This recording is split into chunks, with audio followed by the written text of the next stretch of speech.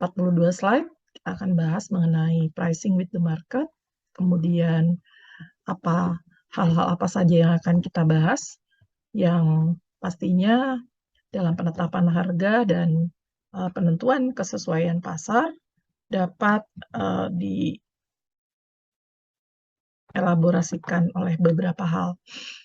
Capture consumer surplus, price discrimination, intertemporal price discrimination, dan pajak. Kemudian two part of tarif, bundling, dan advertising.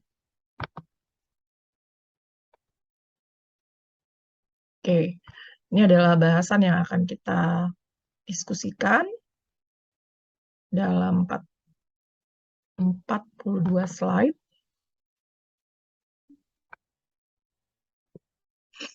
Capturing consumer surplus. Jadi ketika kita bicara mengenai bagaimana memotret atau mengcapture sebuah surplus pada konsumen, pada figur yang di sebelah kanan disebutkan bahwa jika sebuah perusahaan hanya dapat membebankan satu harga untuk semua pelanggan, harga tersebut adalah P bintang yang di sini. Kemudian jumlah yang diproduksi adalah Q bintang. Idealnya perusahaan ingin membebankan harga yang lebih tinggi kepada konsumen yang bersedia membayar lebih dari P bintang, sehingga menangkap sebagian surplus konsumen di bawah wilayah A dari kurva permintaan. Perusahaan juga ingin menjual kepada konsumen yang bersedia membayar lebih rendah dari P bintang, tetapi hanya jika hal tersebut berarti menurunkan harga kepada konsumen lain. Dengan cara ini, perusahaan dapat menangkap sebagian dari surplus di bawah wilayah B. Gitu. Nah, ini yang dikategorikan dengan price discrimination. Practice of charging different prices to different consumer for similar good. Jadi untuk barang yang sama dapat menangkap berbagai harga yang konsumen mampu untuk bayar. Kemudian price discrimination. Jadi dalam penetapan price discrimination dalam keilmuan atau definisialnya, reservation price adalah maximum price that customer is willing to pay for a good. Kemudian first degree price discrimination, practice of charging each customer her reservation price. Additional profit for perfect first degree price discrimination, karena perusahaan membebankan harga reservasinya kepada setiap konsumen adalah menguntungkan dan memperluas output key bintang 2 di sini ketika satu harga atau P bintang dibebankan. Laba variabel perusahaan adalah area antara kurva pendapatan marginal, marginal revenue, dan biaya marginal. Oke. Kemudian laba ini meluas di daerah antara kurva permintaan dan kurva biaya marginal.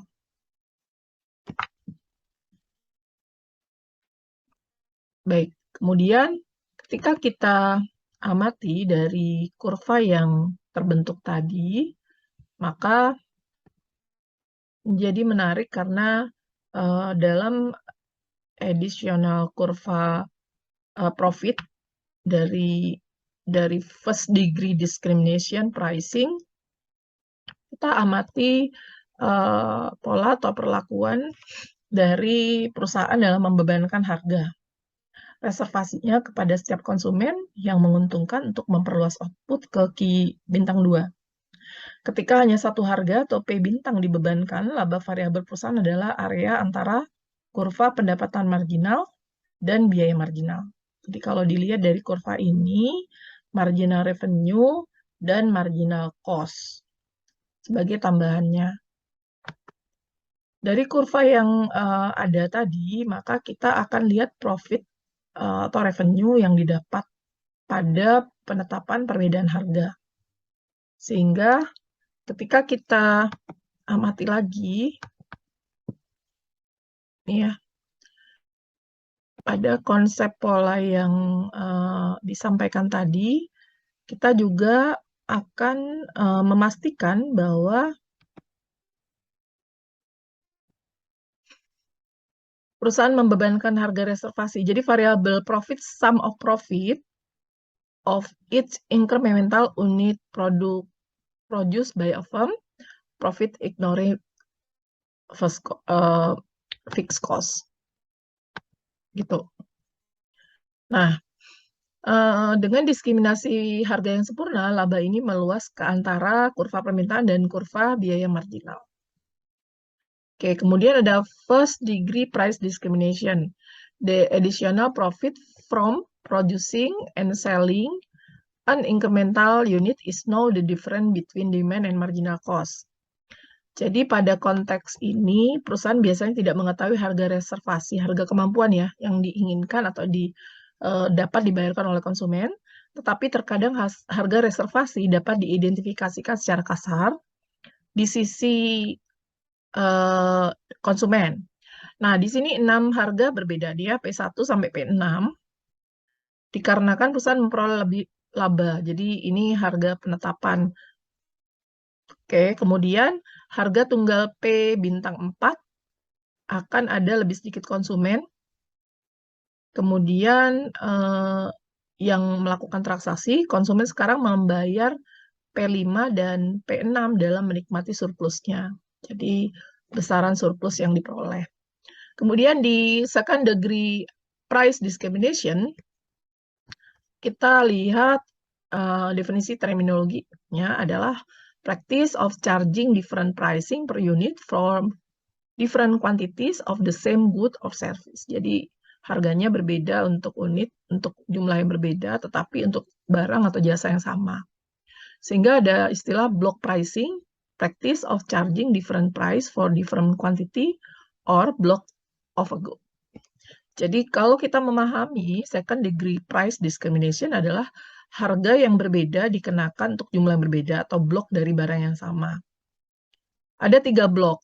Yang pertama P1, P2, dan P3. Skala ekonomi biaya rata-rata marginal dan average cost-nya itu menurun kan ya. Diskriminasi harga tingkat 2 kemudian dapat membuat konsumen lebih baik dalam memperluas output dan menurunkan cost-nya. Nah, kemudian yang ketiga adalah third degree price discrimination. Praktek membagi konsumen menjadi 2 kelompok atau lebih dengan kurva permintaan yang terpisah dan membebankan harga yang berbeda untuk setiap kelompok. Bagaimana meng-create consumer group?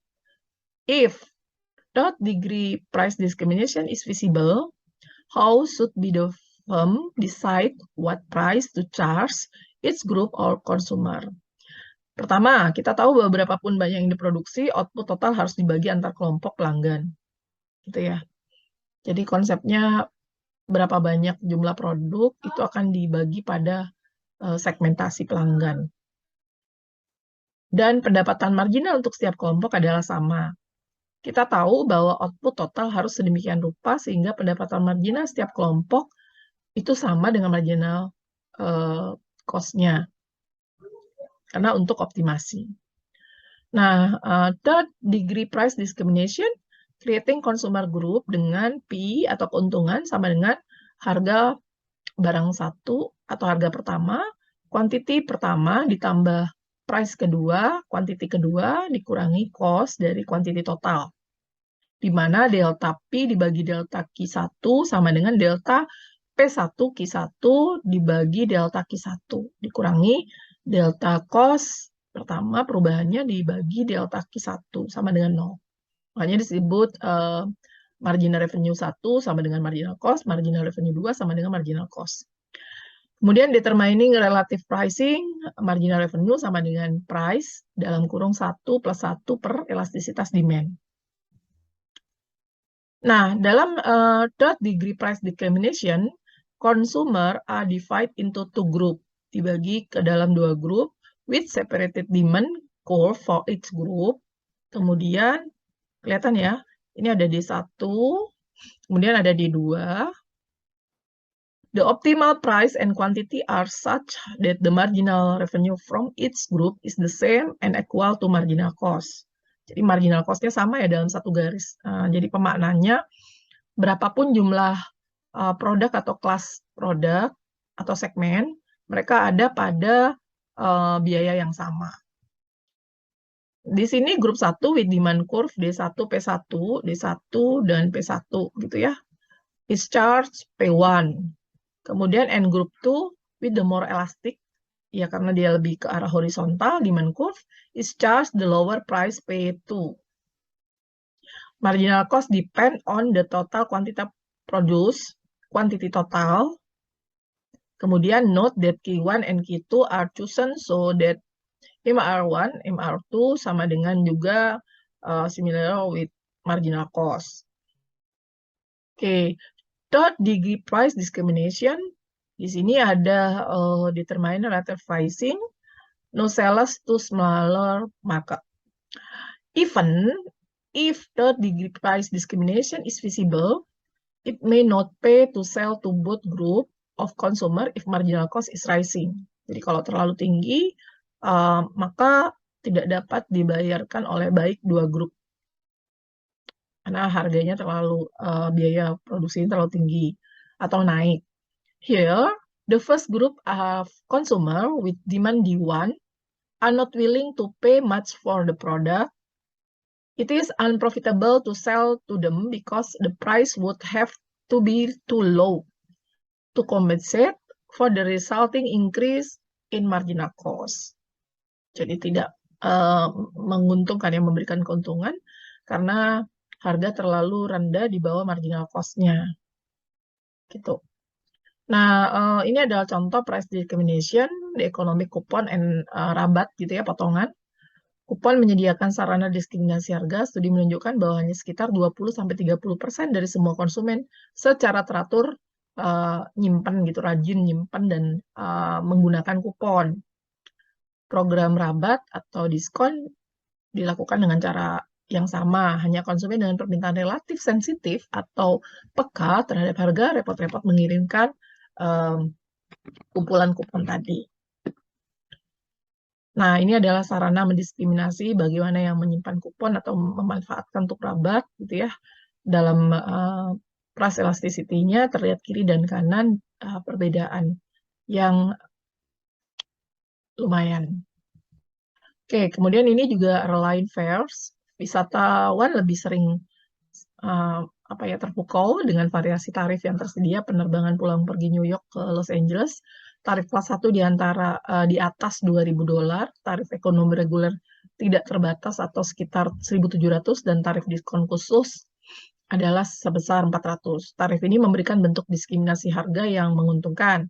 Keuntungan dari diskriminasi besar karena jenis pelanggan segmennya berbeda dengan elastisitas permintaan yang juga berbeda. Di dalam tabel 11.2, price, kemudian income, first class, unrestricted trip, coach, dan discounted. Nah, kemudian kita lihat ada intertemporal price discrimination, di mana practice of separating consumer with different demand function into different group by charging different price at different point in time. Jadi intertemporal ya. Waktu tertentu, kemudian peak load pricing, practice of charging higher price during peak period. Jadi kalau ada event yang tinggi, peak season ya kayak lebaran, tahun baru, liburan sekolah, itu mungkin akan menjadi kesempatan untuk meningkatkan pricing dibandingkan marginal cost. Intertemporal price discrimination. Jadi dalam konsep intertemporal pricing discrimination di dalam figure ini sebelah kanan, konsumer memutuskan group by changing the price over time, kemudian initial the price is high, the firm capture surplus from consumer who have high demand for the good and who are unwilling to wait to buy it. Jadi kalau harganya terlalu tinggi, surplus konsumen yang ingin have a high demand for the good, permintaan yang tinggi, yang juga unwilling to wait, yang nggak bisa menunggu untuk membeli. Nah, later the price is reduced to the appeal to the mass market. Jadi akan menurun sesuai dengan kondisi pasar. Peak load pricing. Ini gambarannya demand for some good and service increase, supply. Jadi kalau demand-nya akan menaik tajam selama periode tertentu in the day of the year. Charging a higher price during the peak period is more profitable for the firm than charging a single price at all time. Jadi lebih menguntungkan untuk perusahaan daripada mencas harga yang sama untuk setiap waktu. It also more efficient because marginal cost is higher during peak period. Jadi dikatakan juga lebih efisien karena marginal cost akan menjadi lebih tinggi sepanjang musim pada peak paling puncak gitu ya, period. Oke, ini adalah How Price Best-Selling Novel Publishing, bagaimana perubahan dari menunggu edisi setelah selesai gitu ya, masa puncak pada saat baru rilis dengan pada saat sudah selesai. Kemudian di sini ada 2 tarif for pricing, which consumer are charged both an entry and usage fee. Konsumen memiliki kurva permintaan D. Di sini terlihat perusahaan memaksimalkan keuntungan dengan menggunakan price yang sama dengan biaya marginalnya, dan biaya itu masuk juga pajak dengan seluruh surplus konsumennya. Untuk konsumer, biaya penggunaan memaksimalkan keuntungan P bintang akan melebihi marginal cost-nya ya. P dibandingkan marginal cost, biaya masuknya pajak sama dengan surplus konsumen, sehingga permintaan lebih kecil. Keuntungan yang dihasilkan adalah 2T bintang ditambah P bintang kali marginal cost, kemudian dalam kurung Q1 plus Q2. Nah, ini keuntungan lebih besar dari 2 kali lipat dari segitiga ABC. Oke, kemudian dengan banyak konsumen untuk tarif with many different consumers, keuntungan total adalah jumlah keuntungan dari biaya masuk A dan keuntungan dari penjualan S, baik A dan S bergantung pada P. Karena itu, N adalah jumlah peserta yang tergantung pada biaya masuk T dan Q. T dan Q ya. T dan Q. Di sini T bintang adalah biaya masuk yang memaksimalkan keuntungan dengan P, price, untuk menghitung nilai optimal P dan T. Nah, ini adalah kamera Polaroid yang dijual terpisah dengan film atau dengan cetaknya gitu ya. Mengapa harga kamera dan film Polaroid mengambil atau membagi dalam 2 tarif? Karena Polaroid memonopoli kamera dan filmnya hanya film Polaroid yang dapat digunakan di kamera. Jadi mereka komplement. Bagaimana seharusnya Polaroid memilih harga untuk kamera dan filmnya? Itu bisa dimulai dengan beberapa scoop atau beberapa bagian analisis. Di mana P adalah harga film, T harga kamera, Q jumlah film yang terjual dan jumlah kamera yang terjual, biaya produksi film dan kamera masing-masing. Ini adalah sampel pada pricing cellular phone service. Kemudian bundling.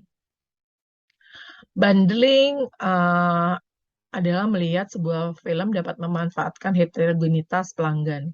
Jadi misal ada 2 bioskop, harga reservasi mereka untuk kedua film tersebut sebagai berikut.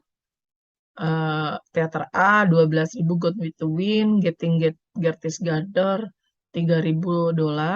Jika film tersebut diseret secara terpisah, harga maksimum yang dapat digunakan untuk Win adalah $10.000 karena biaya yang lebih besar tidak termasuk teater B.